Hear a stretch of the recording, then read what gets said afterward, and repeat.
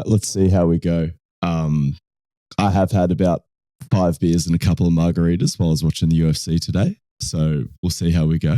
But I think I'm in a good state. I'm feeling pretty good. I haven't had I've sobered up a little bit.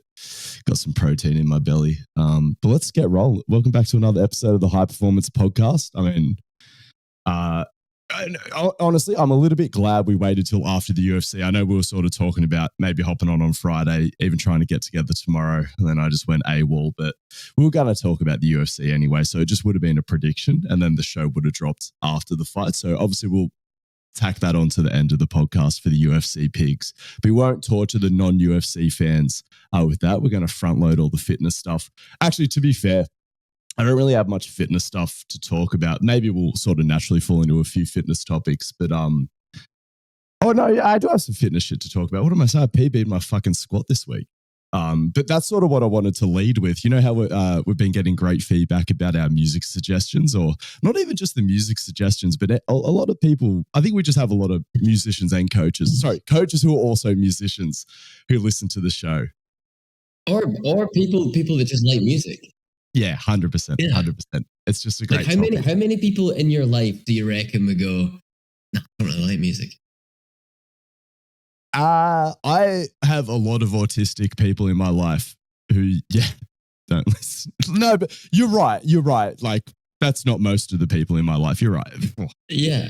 I think I remember having this discussion with my mate once, and he was like, no, I reckon this guy we went to school with, like, that isn't really art. And I was like, I fucking bumped into him at the UW band comp finals like 6 months ago. He's definitely at least somewhat into music. I think it's really difficult to find someone who's just like, nah, I don't like it. They're out there. Anyway, so what I was blasting in my headphones, actually, I think the track I uploaded the squat PB with was good. What's that Queens of the Stone Age song?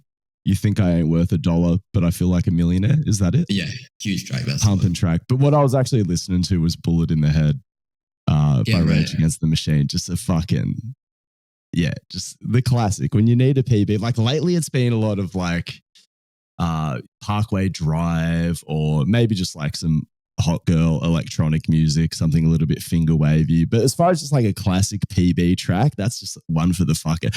Papa Roach gets a hard spin. Sorry, not Papa Roach, specifically Blood Brothers by Papa Roach. Oh, dude, that album has some fucking Dead Cell gets me going so hard. Infested? Is that the name of the album? I think it's just Infest, I think.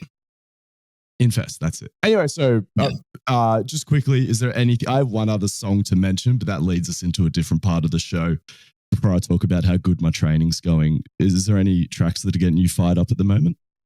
Actually, it couldn't be a further fucking vibe. Devs are getting me fired up. If you want to go, if you go to if there's been something that's been making you cry, making you feel something, lay it on me. I went to a fundraiser for FBI Radio the other night. Shout out local radio, community radio. Back your community radio stations. Anyway, yeah, FBI always supported the Maze. That was good. Yeah, totally. Can't say the same for the cunts at Triple J. Anyway, it was like a secret headliner situation. And the secret headliner was Julia Jackman. If it was the Preachers, I'll fucking cry. No. Okay, good. No, it was Julia Jackman. Anyway, and she's one of these people who I've like no bits of, but I've never done properly. Anyway, she was fucking unbelievable, and she's just got fucking tunes for days, and it makes me feel things. And her guitar player had like the fucking sauciest rig going on, like so tasteful. He just played like, quickly. Give me a quick rig rundown.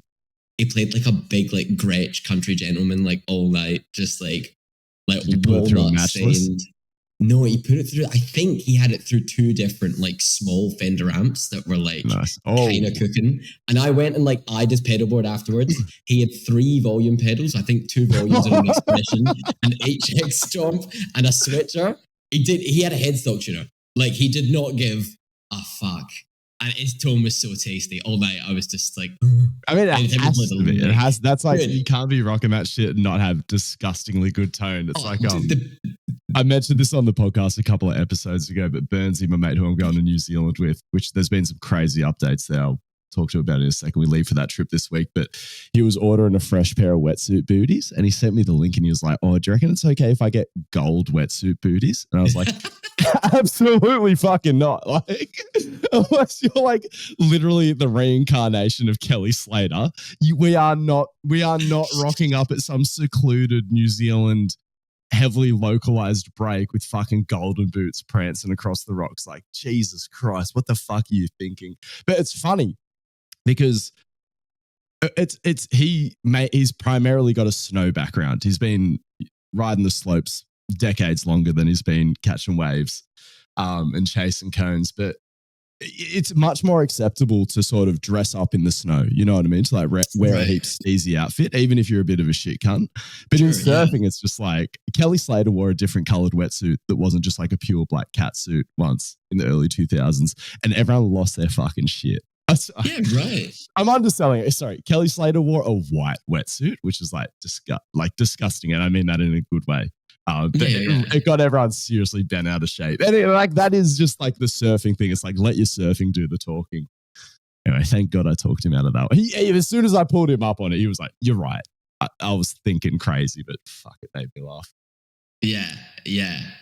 But you're so right though. It's like my dad's got a bit of a complex, but it's like dad has been playing guitar his whole fucking life, right?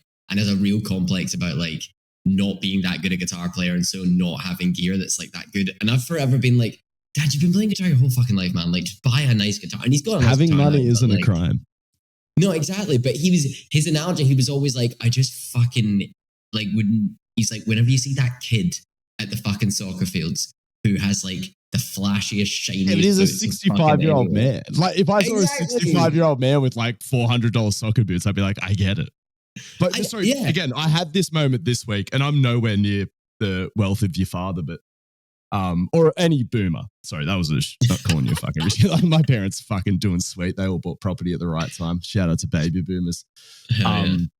But even myself, I was just having a moment of gratitude. I was just in the surf shop this week, just doing what's the best fucking wetsuit you got? And I'm going to buy a replica of John Florence's surfboard to take to New Zealand, like the guy who won the world championship last year. And I was just having that moment of gratitude. Remember, you probably have memories of being in the guitar store, and it's not just about finding the right guitar, but there's just going to be financial constraints on it. That's just the middle class child.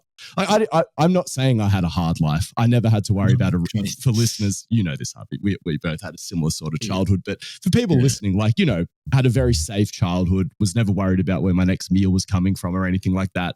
But my parents weren't loaded to the point where I just had whatever I fucking wanted. You know what I mean? So either when it came to like getting a new surfboard, when I was under the age of 14. When did I get a job? I think I got a job and started buying my own surfboards when I was like 15 years old. But up until that point in my life, for all my hobbies, whether it was playing music, surfing, or fucking whatever, there was just financial constraints. But like as an adult, having those same hobbies and showing up to the store, just being like, I can buy the most expensive thing in, like, it's just like, I'll just buy the one that I fucking want and I can have any one of them. I can even have two of them and it just won't even fucking make a dent. And guitars are different because guitars can get a little bit like, but a surfboard is like max. Like if you really try to financially harm yourself purchasing a surfboard, you're max doing like, it'd be outrageous to do $2,000 worth of damage. Like you can get a top of the line board's $1,000. Even $800 sort of thing. It's just just so G'd up about that. You know, just looking at all the surfboards and be like, which one do I want? I actually had to walk out. I got overstimulated. I had to step out of the store because I just put too many under my arm. And I see, this is the thing. I think I've been buying small wave groveler boards a little bit too much. And I think it's slightly been harming my rail game because the back end of the board just is so beefed up. And I'm just looking at it like, there's no way I can be putting that on rail as hard as something that's genuinely spec to high performance. It's just that I had this idea in my head that I don't get pumping waves that often. And this is, to be fair, I've been surfing more lately. Well, actually, as I unpack this mentally, we're actually having the best winter we've had in years. I already spoke about it on previous episodes. It's already been a generational run just through autumn, but it just keeps going. We've got, and it is the fucking El Nino, but it even goes deeper than that. We're about to get a replica East Coast low. We haven't seen the likes of this since 2007 when the Pasha Bulker got washed ashore on Newcastle Beach. Yeah, right. Yeah. We're getting a cyclone that's going to hit New South Wales in the middle of winter. That's good news. It actually could harm a lot of people's homes. I hope everyone's safe. But as far as the swell conditions that it's going to deliver, because again, East Coast Australia, I fly out to New Zealand on Wednesday morning. And we obviously share a swell engine, well, East Coast of Australia, West Coast of New Zealand. But yeah, we're on a generational run. It's fucking insane. If you want to learn more about the general physical preparation training philosophy, we put together an extremely practical course covering all the different aspects of physical preparation, as well as a unit on programming, so you know how to tie it all together and produce the same world-class results that we get with our athletes. We've got pre-recorded lectures, a community page where you can ask questions and interact with the other GPP coaches, as well as monthly calls where you can ask questions live or just catch up and hang out with us. Check out the link in the show notes for more info. Anyway, back to the show. Yeah. Anyway, sorry. I was just going to say, if you actually want a track recommendation from Julia Jacqueline. Sorry, yes. No, that's cool. And for all you guitar nerds that obviously listen to this, I don't know if it was a Gretsch Country Gentleman. It was a hollow Gretsch. I think it was a Country Gent, something like that. But yeah, basically, Gus, I believe he had two like cranked little lamps on a volume pedal for each one. So he could just like have them clean, and then when he wanted a bit fucking just step it down and like go for like either one. He probably maybe the dirtier one, the cleaner one. Either way, it was fucked up. It was fucked up. That's glorious. No, thank you for that. Okay. The one, don't know how to keep loving you. Fuck me. Sounds horny. Kills me. Very nice. Very nice. Anyway, I wasn't listening to that. I was listening to Rage Against the Machine. I was about 500 milligrams of caffeine deep. The first time I put a bar on my back in fucking months, and I ripped a 190 kilo back squat. Does that sound like a lot of weight to you? Yeah. Well, it's this whole thing where like, I can't really imagine 190 kilos of anything. It felt good. Did it in front of Burnsy, because obviously got that Burnsy back into the gym. He ripped a 120 kilo deadlift, fucking his second or third time back into deadlift. So he's absolutely crushing it too. So I had to turn one on. I don't know. Like I'm going to have one more crack at the 140 kilo clean. I'm not that confident in it, to be honest. Just cleans just haven't been clicking the last week, but that's the whole thing when you try to like force a PB sort of thing. But squats, yeah, from like ground to shoulder in two movements. Sorry, ground in one movement, basically. That's sort of the jerk I was including there. But so I just thought I'd go for a squat PB because they're the lift that has really been clicking lately. And I front squatted a PB the other week. Front squatted 162 kilos, which is another lifetime PB. So many of the PBs I've been hitting, mainly on the lower body lifts for the last fucking couple of years, have just been like comeback PBs. Like, this is the most I've been lifting since I got back into surfing. But this is fucking B's, lifetime. Never done it before. Just fucking G'd up about that. And so the 190 was, I don't want to say it was cruisy, but I haven't done a back squat in at least 2 months. And that was just like a random back squat. Surely there's some neural coordination adaptations. I'm going to have one more heavy squat session before I fly out Wednesday morning. So I might try to throw 200 on my back, just have a red hot go at it, because that'd be a nice consolation prize for not cleaning 140 before I go. And it'll probably give me the motivation to try to just hunt down a gym at least once a week while I'm in New Zealand. Like, there's no reason why I can't get to a gym once a week, as much as we're going to be in the middle of bumfuck nowhere a lot of the time, hunting untapped waves. We will be driving through cities and things like that. It's just a matter of pulling into a gym and fucking, just paying for a casual visit. And that's the thing. The difference between me just getting in 1 to 2 training sessions equally spread out throughout this 2.5 week trip and doing none, I think it'd make the world a difference. Just as far as like not coming back in an absolute state. Yeah. We'll be living healthy, but you know what I mean? It's just like, it's a very energy intensive sport, surfing. And it's just going to be, if things go well, we're going to be surfing 2 times a day.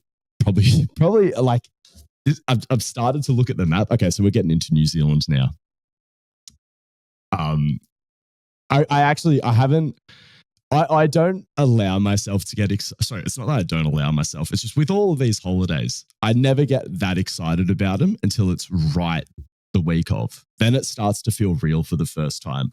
And this brings me to my next music recommendation, because this was the track that I was listening to when it hit me. I was walking over to have dinner with my brother and my niece the other night. Mum and dad are away in the Northern Territory, but Oscar just came down to Wollongong to do a bit of work from home with Quinn at my mum and dad's house. But I was listening to I Wish It Could Last, the Hook and Sling vocal remix by Sam Lamore. And God, I was just, it felt like I was coming up at a festival. But it was just that sense of like, I'm going to New Zealand soon. Like I'm turning into, you know, the highest form of myself, you know what I mean? Going out hunting waves in a distant land. Just 18 days. You know, we hired the biggest 4-wheel drive possible. We don't have any accommodation booked. It's literally just up to the charts. And thank God. So I kept talking about how the first place we were going to go is the very, very tip of the North Island, and then sort of work our way down, surf this legendary left-hander. We're not doing that because the forecast isn't that good for the first couple of days we're there for that part of New Zealand. And we just had a chat about it, and we're like, why are we, the whole point of the trip is to just let the swell charts speak to us. We're there to get waves. We're not there to surf particular breaks. Like, yeah, it'd be great to surf this shipwrecks point break, but you know, we don't have to do it. At some hey, come on, it's peak season. At some point in this 2.5 week period, it's going to light up and we're going to be there. We're going to be there. It's going to be crazy. But totally. It's looking like there's going to be other areas of the North Island.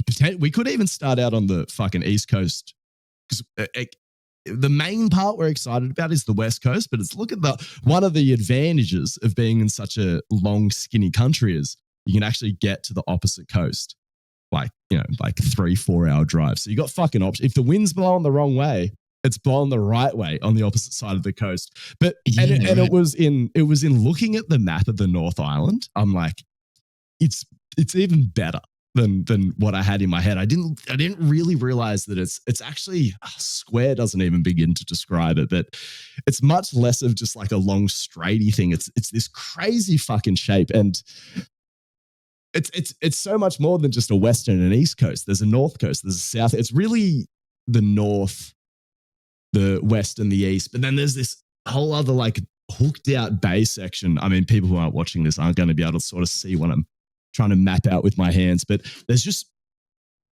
I can't imagine a day where there's not at least some pumping waves on the North Island of New Zealand. There's so much open ocean around it, and swell can hit it from so many different angles, and you can just get to the right angled coastline. Like I said, if you're willing to drive. I'm not saying people who have jobs in New Zealand can just like go get these waves like guaranteed every day, but with the setup we have where it's like, yes, we're willing to drive 6 to 8 hours every single fucking day to get these waves. I'm fucking G'd up. Going with a fresh board, fresh wetsuit, backup wetsuit. I mean, we're taking like 3 or 4 boards each, but like one just completely fresh, high performance sled. I'm very fucking excited. Very excited. Fucking A. That's sick. I'm going to vlog the shit out of it as well. So look forward to some New Zealand vlogs. I'll try to keep them fitness related, but I'm probably going to force feed everyone a healthy amount of me surfing. Yeah. Nice. Do you ever go to like surf shop? Like, do you ever buy shit online, or do you have like a... You can order boards online. I like to tuck it under my arm, and the boards that I want are pretty mainstream, like the particular one that I'm after. So it's available in store.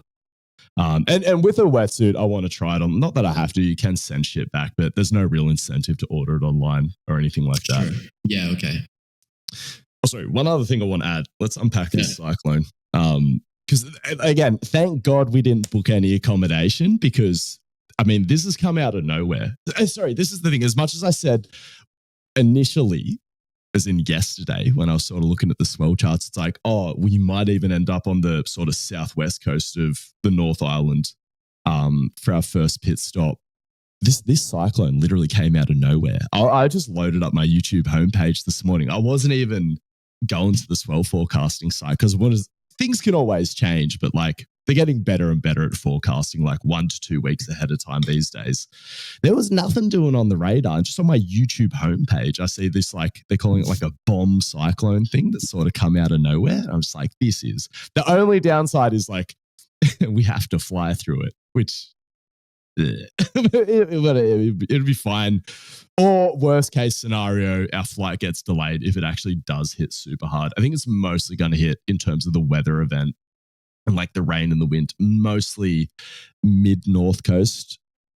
Oh, sorry, just above the Sunny Coast, sort of like Port Macquarie area, lower north coast sort of thing. So I'm pretty sure we'll be fine flying out on Tuesday, but hypothetically we get delayed for a day, but then we should still be able to beat the swell over there by the time it hits. Like, see, that's the thing that puts shipwrecks. That puts the thing we'll sort of iron off at the very northern tip of the North Island back on the map. Well, see, this is the thing. The way it'd work is it'd actually hit exactly where we went last time first, and then about 2 days later, it'd hit the very tip. So we could just like milk it the whole way up the coast. Could be absolutely disgusting. But yeah, it's that's all up in the air. So we'll see what happens there.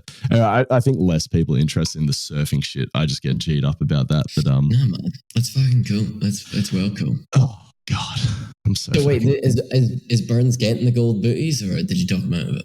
Fuck no. He's got some nice black tings, so like a sensible man. But yeah, just fuck. So many fresh surfboards, fresh wetsuits, sick car. Nothing but the road and the waves. Oh God, it's going to be good. Very, very excited. It's just yeah. I'm cut up about the loss in training momentum. Because this is just training has just been going fucking sick. Even like I'm growing muscle, my upper body. It's actually developing. You know, I've always had decent legs, but like because you know how everyone. Do you sort of perceive online that a lot of my criticism stems from my terrible physique relative to other fitness influencers?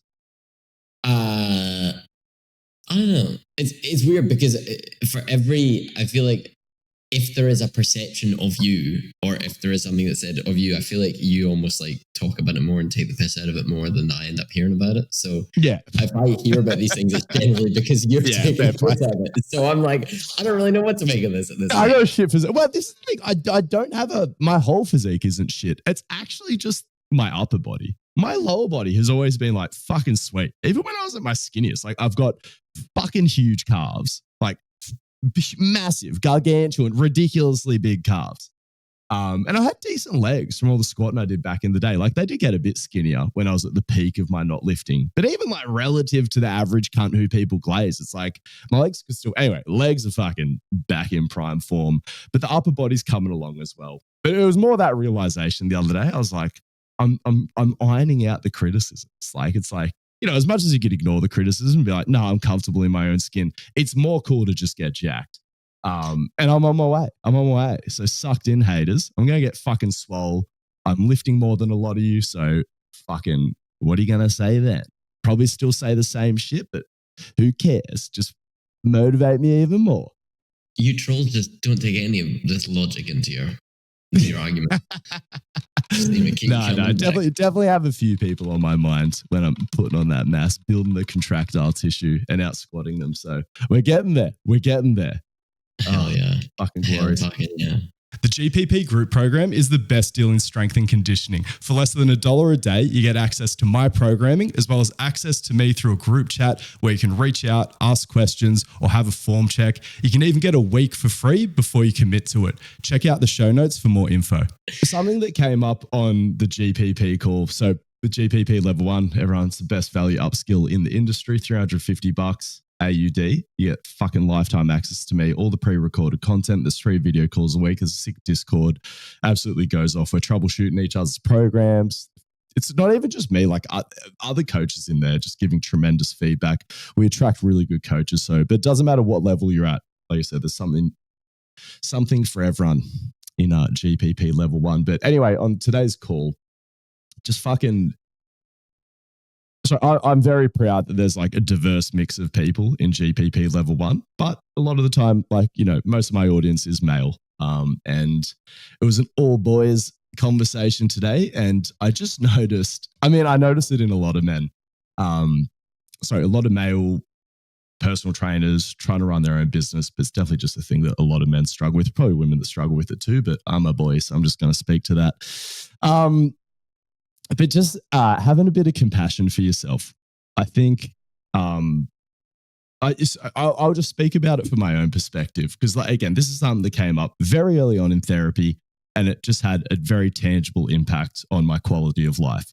And I as much as like my mind's always blown how impactful it is whenever I share it with other people, because I'm like, isn't this obvious? I remember that someone had to point it out to me once, and it's just so back to what I was talking about earlier in the show. I had like a really middle class upbringing, but my parents didn't. My parents had like a really tough upbringing, and it's sort of that perspective. And then also just like being aware of like starving kids in Africa, cunts getting bombed to shit in the Middle East, and like having an awareness of that, and then just being like, I'm not allowed to have problems. Or like, sorry, feeling really bad, feeling like I have serious fucking problems, but not knowing how to cope with that. Because again, just know it's like, fuck, like,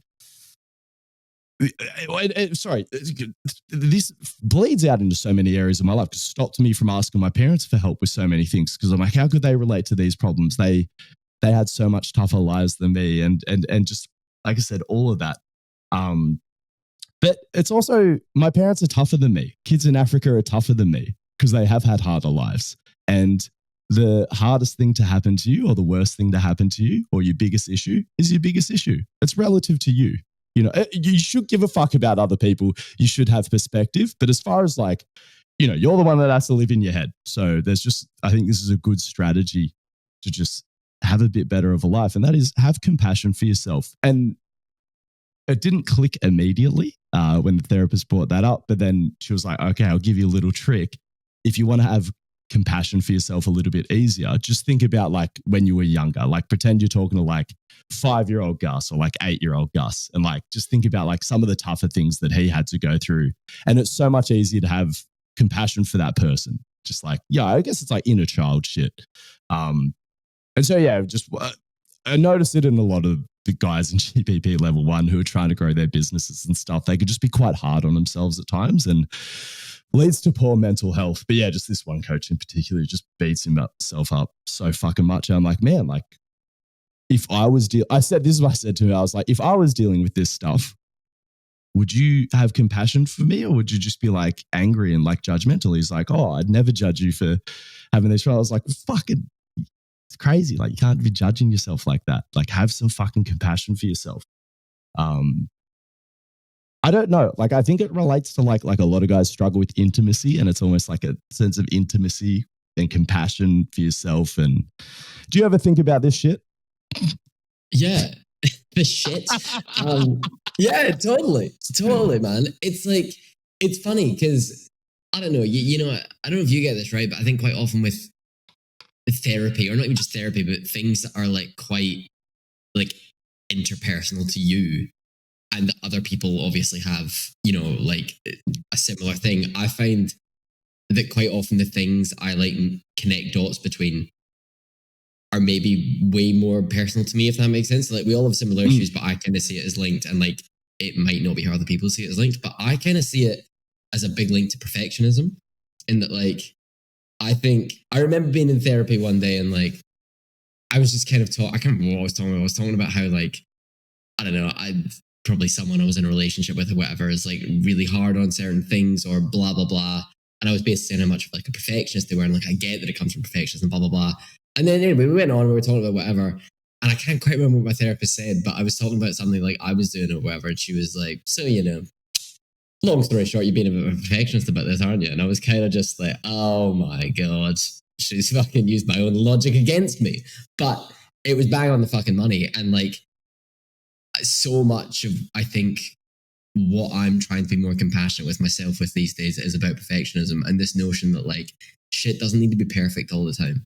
Like I think so many of the things that I judge, well, everyone but myself on, is based on like these ridiculous standards that are actually just not helpful to myself or anyone else. Like I think I'm such a perfectionism, and I just get nothing done so often because I'm like out here trying to do this insane fucking job or something that doesn't need an insane job. It just needs to get in done. Fitness, there's this big like self-improvement thing. I mean, it's a theme in the world, and you should be trying to improve yourself. But it's like, even if you're a shit cunt, being mean to yourself just isn't helpful. Like, Or like, Dude, if you're a shit cunt and you haven't changed in a while and you've just been mean to yourself the whole time, like it's not working. Like maybe some people are just so slack on themselves that it's like being mean to yourself is actually helpful. But yeah, if you have like a loud inner critic and you've been just stuck for a bit, try being a bit nicer to yourself.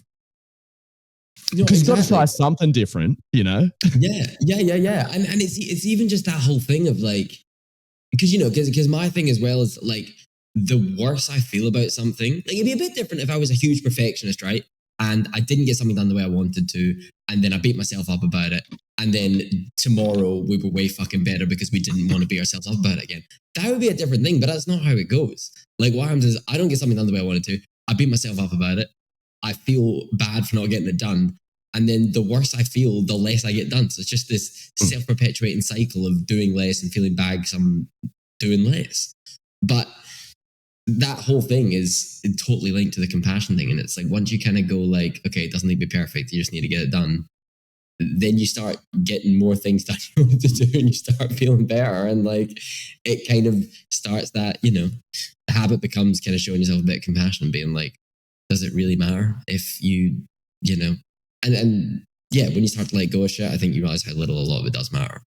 And I think that's as well as letting go of that, the habit, because it is a habit, it's a fucking... and this is the thing as well, practicing gratitude, which has also been a huge thing that impacted my quality of life that I thought was cringe before.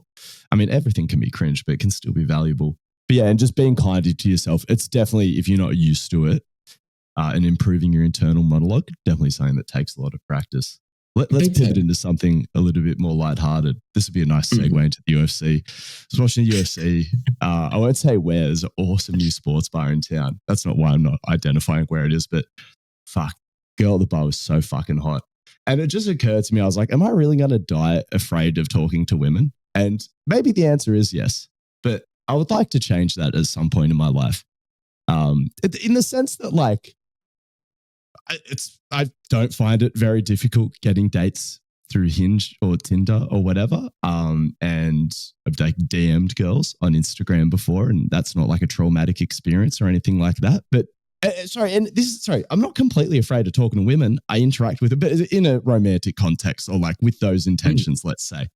Like I can be introduced to a woman in a social context, and if someone's helped make the connection and like I'm keen on her, like I can make a move from there. You know what I mean? I'm capable of continuing the conversation and at an appropriate time, like asking them out or something like that. But as far as just like seeing a random woman, whatever, it is just thinking someone's hot. But like, yeah, just to be able to just ask out a hot, is that weird though? Do I want to hassle a woman at work?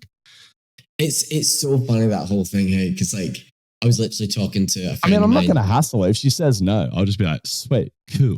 I will not hassle you again. I'm sorry if that was awkward. It's so funny. I was talking to a friend of mine today who... Sorry, I'm just talking about this out loud. Did I get caught up in a moment? Not that it's illegal to ask out a bartender. No, it was not illegal, but like, I don't know. I just... Yeah, I don't know. I was talking to a friend of mine today who's a DJ, and like DJs in like a group of like, I think it was like fucking 5 of them or something, right? All girls. That's like that's what they do. Anyway, and she was just saying, she was basically like, she was just kind of saying that like every single time they play anywhere, someone will, or like dudes will like approach them while they're doing the thing and be like, is old mate single, or will like, or she's like, she was like, if not that, literally every time we play. Okay, right? It's sort of like when they asked, oh fuck, I don't know. But then she was like, or someone will DM us and basically ask about like one of us type thing. And she's just like, I don't know. It just, the more said it, I was like, God, men are fucked. I was like, I would never dream of doing that. That is fucking cooked. Like just going out and being like... Do we just more associate that with guys who would be a pest though? Because they're displaying pesty behavior. Where you think they're pests? Like, I think it's pesty rude behavior. Yeah, it is. No, fair play in the workplace. No, because they can't leave. Hey, not that a woman has to leave a bar. Stop playing. They're a bit more trapped. Yeah. Yeah, anyway. I don't know. It's even just like I just can't imagine. Like, don't worry, it wasn't the love of your life. I'll fucking find someone else. Fucking. I mean, maybe I'll end up being. I don't know. Oh, please. Anyway, Won't stay for a month because I'll be in New Zealand. Hell yeah. I mean, hell yeah. Hopefully not. I'm not looking to find my next girlfriend outside of the country this time. We absolutely love doing this show, and one of the most exciting things for us is watching it grow because it means we can commit more time to it as well as have access to better guests to bring you even more quality content. One of the most impactful ways you can help us grow the show is by shouting it out, screenshotting this episode, and sharing it on your stories to let people know that you're listening. Don't underestimate how influential you can be on helping us grow this show, and we appreciate it so much. So Ilya Tapuria, what's he doing? Is he the GOAT? That was crazy. I mean, okay, so playing it out in my head, if I thought a finish like that was on the table in dramatic fashion early in the fight. If you asked me what I really thought was going to happen before the fight, I would have called a second round knockout, maybe just dropping him in the first. But having said that, how it started out, I thought Charles was sort of giving him a run for his money for a little bit. No, actually, I didn't, because I'm just remembering the moment where Ilya Tapuria fucking reversed the cunt and then nearly put him in a mounted crucifix. There was a bit of a leg entanglement where I was just like, I think Ilya's heart rate might have increased. But man, the way he put him out, his accuracy is phenomenal. I thought he would be better. Oh, his physicality. Or was it just technique? I don't know. Like there was moments where I questioned Ilya's ability to deal with Oliveira's physicality, and then by extension of that, potentially other lightweight matchups. Big time. But when I say that, like he didn't end up having genuine dramas with him on the ground. He got smushed up against the cage by a little. But you're allowed to have physical contact. He didn't get fucking manhandled. No, absolutely. Because I think in terms of Ilya at lightweight, and look, this is showing that obviously the power translates, right? It's not a case of he's got nothing. The power translated. It's not a case of he's got nothing to get there. But I think, like, I mean, it depends because Oliveira's so kind of like, you know, like that fight could have gone a lot. Do you know what I mean? Like Oliveira could have fucking played it out. He could have like finished him, blah, blah, blah. But I guess what I'm trying to say is that like, I think there's a question mark with Tapuria in terms of how does he look deep in a fight. Just in terms of like, we've not really seen him there so much. And I think a lot of people thought that when he was going up, they'd be able to absorb the shots more and get later on in the rounds. See, this is the thing. I feel like people have short memories. But you're not the only person who holds this opinion who has watched every Ilya fight. Volkanovski said almost exactly what you said. Like, you know, can he go the distance? But I feel like people aren't putting enough respect on the Josh Emmett performance.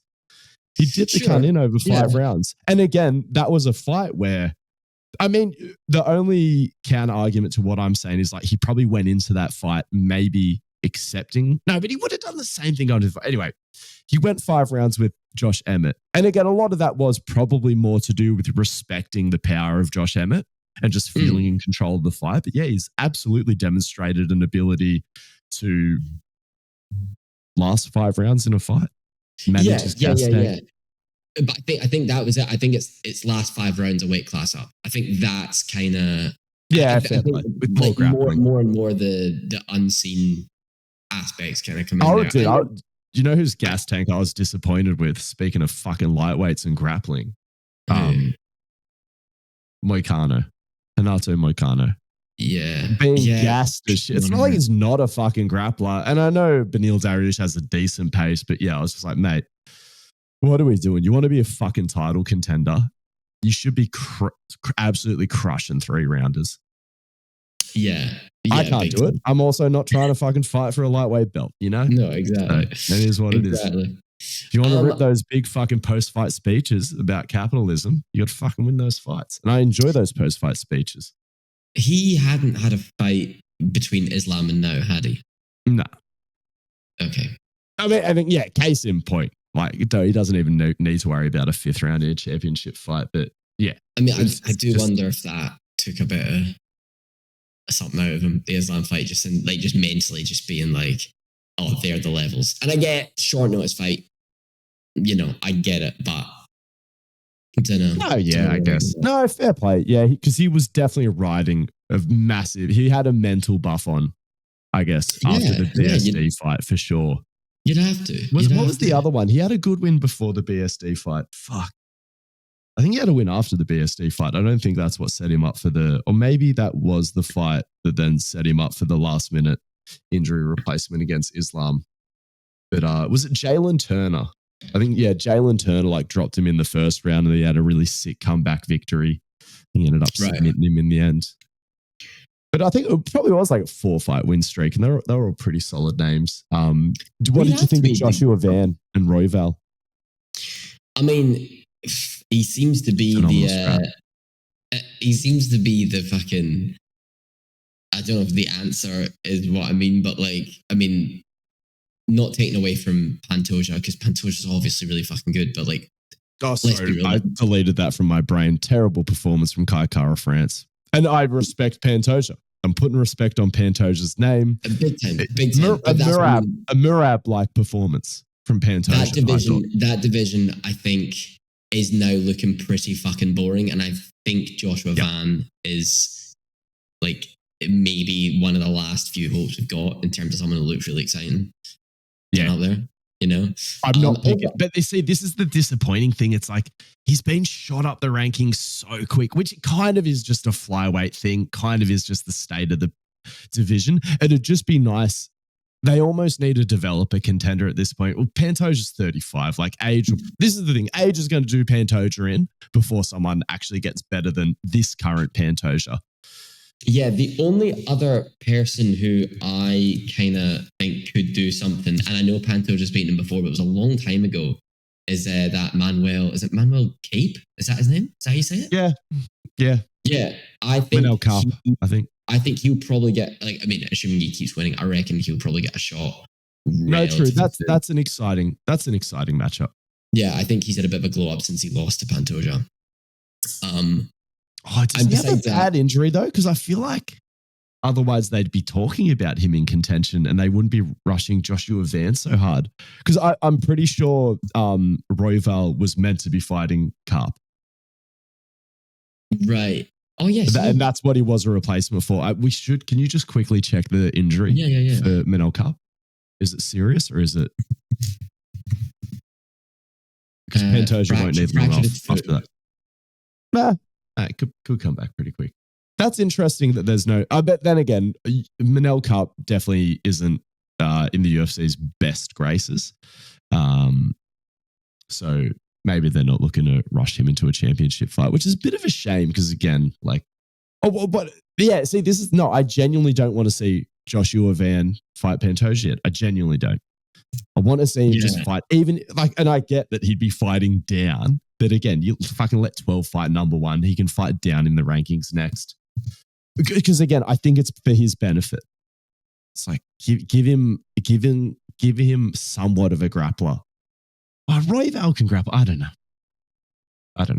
You can't fucking custom shape someone's path to the title. I guess it is what it is to some extent. Anyway, the point's been fucking made.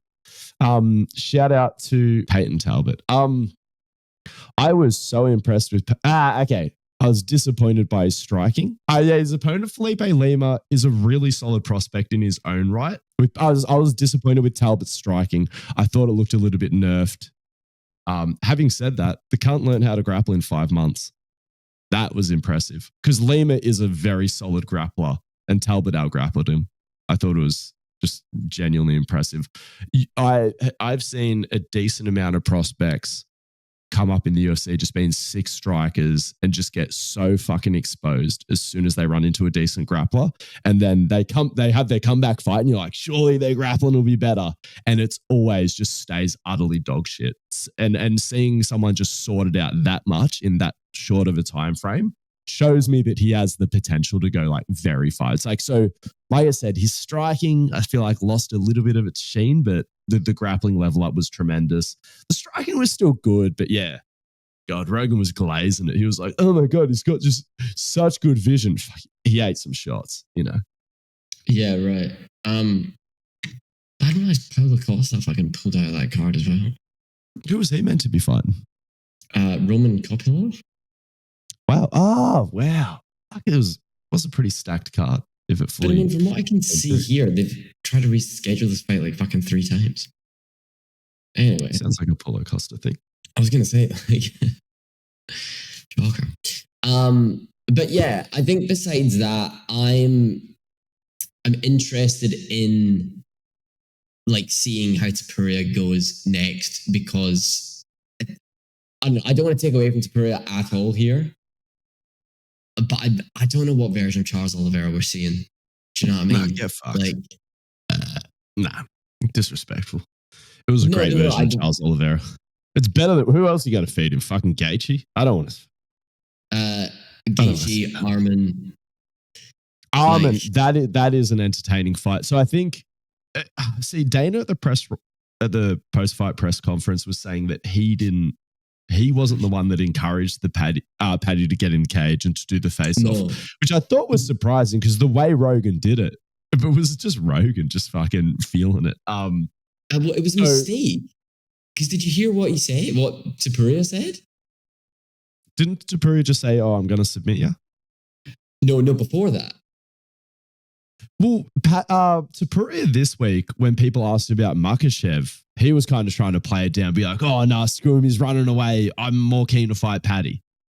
That's the only sort of thing I heard in reference about. So in the cage, Topuria goes, he's basically going like, "Oh yeah, there's contenders, blah, blah, blah. There's someone in particular, but you know, every time he fucking has to fight, his back hurts." Talking about Arman. And I think Rogan just, I don't think hears the bit about his back and goes, "Well, you're obviously talking about Paddy Pimblett. Let's see if we can get him in here." Because I want to see Arman versus him. Because again, just to see a bit more of his grappling potentially. Awesome. But I think Paddy's going to grapple with him as well. Sorry. I think Dana's a bit like, fuck Arman, to be honest with you. I think he's low down the pecking order after the last fiasco. Yes, but I think he might do it for the sake of just an awesome fight. Like, I know what you mean. And it might even be Ilya that does it, gets him over. Because I agree, like, Arman, they're definitely like not looking to do any favors for. But yeah, I think it might even be like sort of to the UFC's benefit at this point. Oh no, absolutely. I think they'll probably give Gaethje a title shot first, purely because Gaethje, they like Gaethje, the fans like Gaethje. You know, are we really going to send in the most hittable cunt? I think face so. off against Ilya Topuria. No, I guess I think they will. I think they'll do it. I think the UFC must be sitting here completely like turned on by the notion of Makhachev having 2 belts, Topuria having 2 belts, and then them fighting each other. I think that just makes them so fucking excited, and they just want Ilya to like kind of get a few, to be like.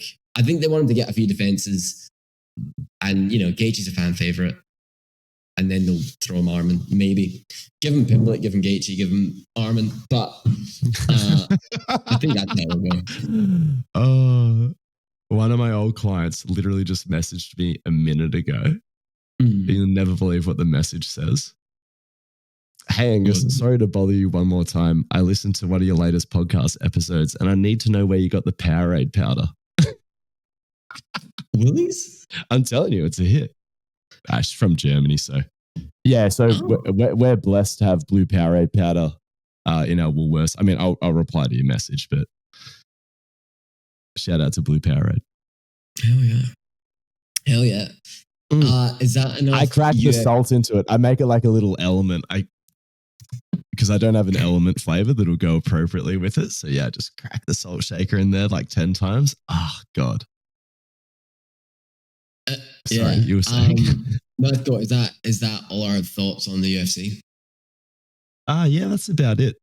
In other news, I hit 3K subs on YouTube. Had an absolute ripper video this week. Many subscribers were required. I mean, we're on track for 3K anyway, so the journey to 4K begins. And that's never going to end, I guess. But I'm enjoying it. I'm going to step up the schedule a little bit, try to get 2 out a week, especially when I'm just got nothing else to do when I'm sitting in the passenger seat in New Zealand. So that should be some fun. Hopefully to get some fucking sick scenery in the background of these videos. I also want to shoot the fuck out of some clay pigeons when there's no surf. Goddamn, I'm keen to do some clay pigeon shooting, which seems to be everywhere in rural New Zealand. Have you ever done it? No, never. Right. When we're on our way there, I was like, am I just going to look like a right cunt firing this gun? Like not hit a single target? But I felt like Chris Kyle. I was, Nah, I'm a machine. Oh, right, okay. The gun is an extension of my body. Nah, honestly, it's just easier. Like, there's a big spray. Because if I was asking the bloke, I was like, is this competition distance? And he was like, yeah. And I was like, fuck. I'm sure the sport gets harder somehow, but I'm telling you, me and Burnsy were both full Chris Kyle spec. Like, maybe we're natural born killers. I couldn't, to be honest, the guy hosting us seemed like he got pretty fired up by our performance. So maybe we are just naturally talented shooters, but I'm historically not very hand-eye coordinated, so I'd be surprised if that was actually the case. Yeah, right. Is it in the Olympics?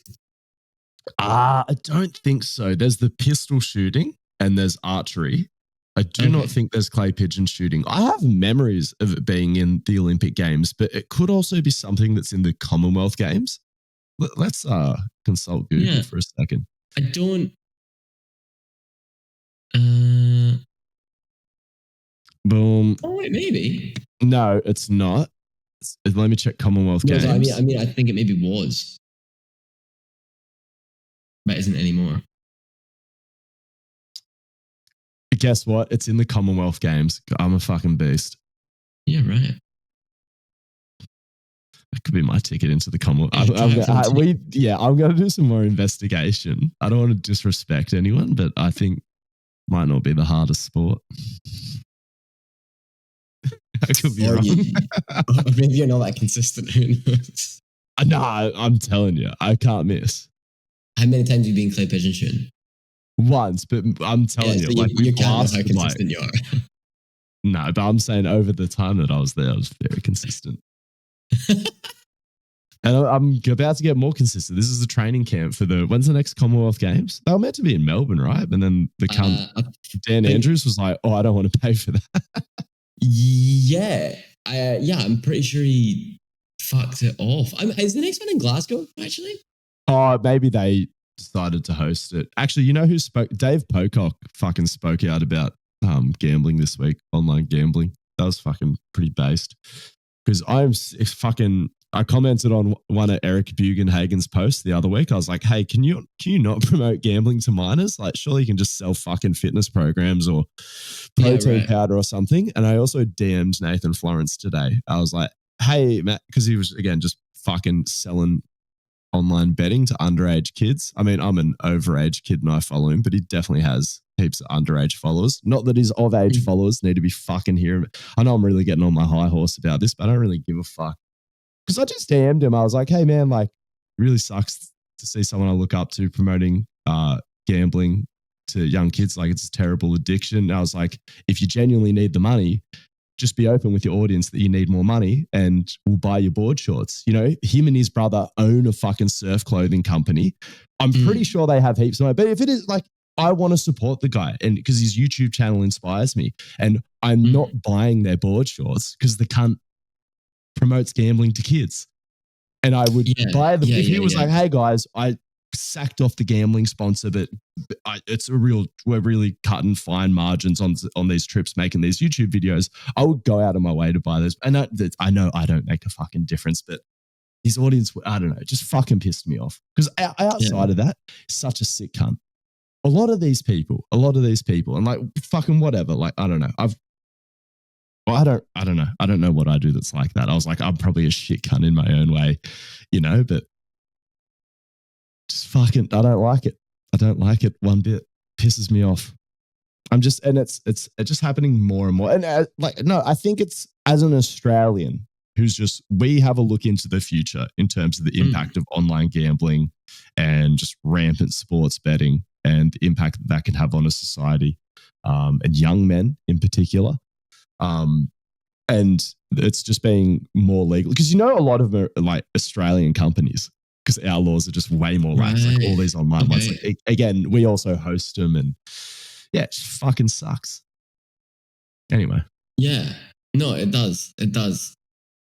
And it's a funny one as well because, like, do you think if there wasn't so many laws around promoting drinking and these things, like, do you think there'd be more YouTubers, etc., with like drinking sponsorships? Or sorry, if like smoking cigarettes, but you know what I mean? Like if the other things are policed as heavily, do you think they would do it? Is it just literally the case if they don't have any moral compass in that regard, or a different one? You know what I mean? I know what you're saying there, and like I agree with the sentiment. Like, yeah, if it was legal for them to market booze, they probably would, but not these people in particular that I've had a go at this week, but other creators all the time talk about rejecting sponsorships for like, oh, because just, this company doesn't have the best reputation, or they've only got 3-star reviews. And I'm just like, I don't know. Yeah. Yeah. No, point is well taken. But yeah, people erect all kinds of arbitrary standards for the brands that they want to work with. Yeah. Yeah. I'm a loyal subscriber of both of those cunts. So, who knows? No, totally. He hasn't opened it yet. Oh, actually, I actually have some fucking training related stuff to talk about. So when I'm in New Zealand, I'm going to, the world tour for surfing, it's like top fucking, how many is it? It's top 35, 40 surfers or some shit like that. And then there's the world qualifying. You got the Challenger Series, and then you got the WQS World Qualifying Tour, which is like the next 200 cunts. So from rank 40 all the way down to rank 240. I'm going to DM every single one of those cunts from rank 40 all the way down to rank 240 while I'm in New Zealand and just offer them free training.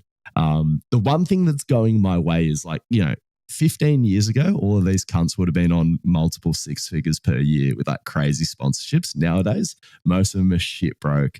And I guarantee there's a few with like a fucking bum knee, or their back hurts a little bit, or they just want to be a little bit more jacked, or maybe they're watching Illo Ferreira lift weights and seeing the impact that high quality S&C, just fucking bodybuilding actually with him, but that's still good enough quality S&C compared to what most cunts are doing. So yeah, maybe I'll fucking start building a roster of elite surfers. We'll see how it goes. They might all just fucking air up my DM, but because I've got a lot of Instagram followers, I think my DMs show up higher in cunts inboxes. So I'm sure they'll at least see my offer. So we'll see how that goes. We'll keep you posted.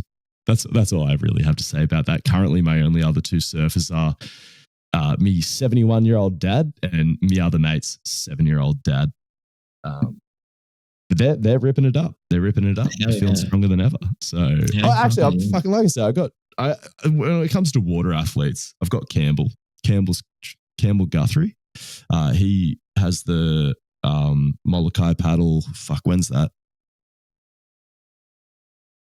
I think it's like July 27th, or something like that. So we're basically a month out from it. So that's really exciting. Shout out to him. He got his first 100 kilo back squat the other week, and he also got his 1.5 times body weight chin up, which were his big strength goals before he embarked on the Molokai. So shout out to me being a fucking sick cunt weapon of an S&C coach. Got those goals crossed off over a month out, and then we can just like fucking sort of maintain and taper and just like let the main thing be the main thing heading into the actual race. So he'll be paddling between 2 Hawaiian islands for about hopefully about 4 hours and 13 minutes if he's going to win the thing.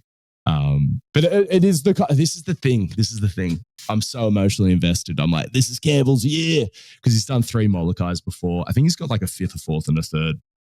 But even he was saying, he was like, look, yes, you have to be a fast paddler, but it's a big fucking ocean, and a lot of it is just like, it can be a little bit of luck on the day, or definitely your ability to read the ocean and the currents comes into it. So even if you're the fastest cunt and you're the most prepared cunt, still a few things that have to go your way. But I'll keep you all updated with that. So obviously we'll wish him luck as he heads into his final month of prep.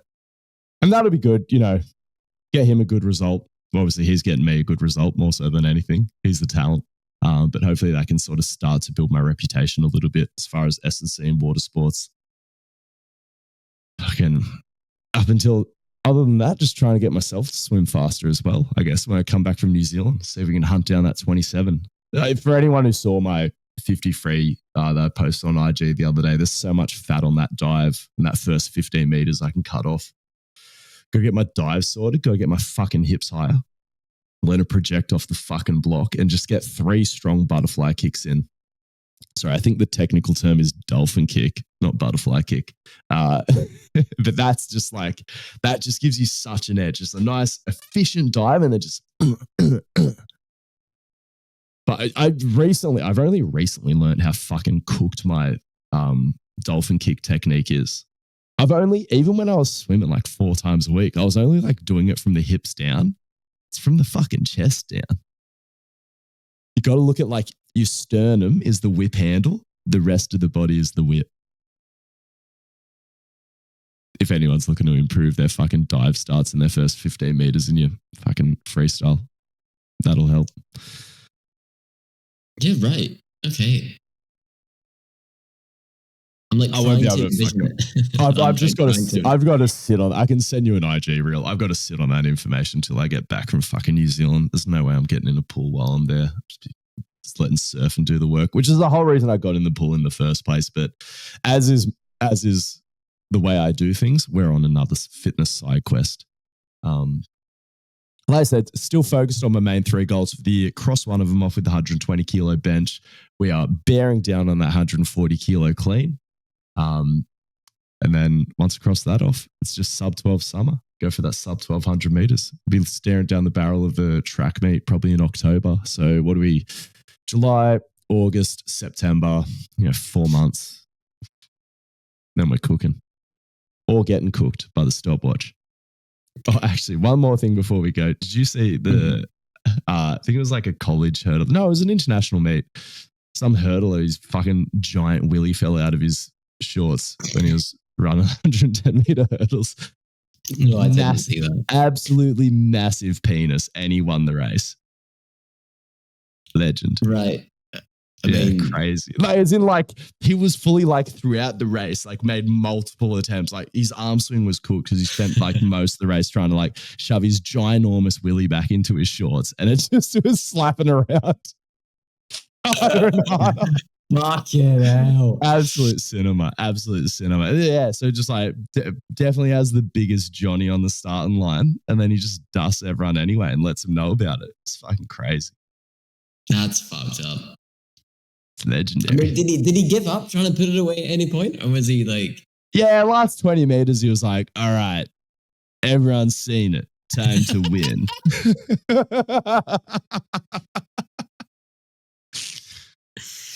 Is it like when you seen that clip of it happening to Lenny Kravitz on stage? Bigger. I mean, I wasn't asking about the size. And moving at like 12 meters a second.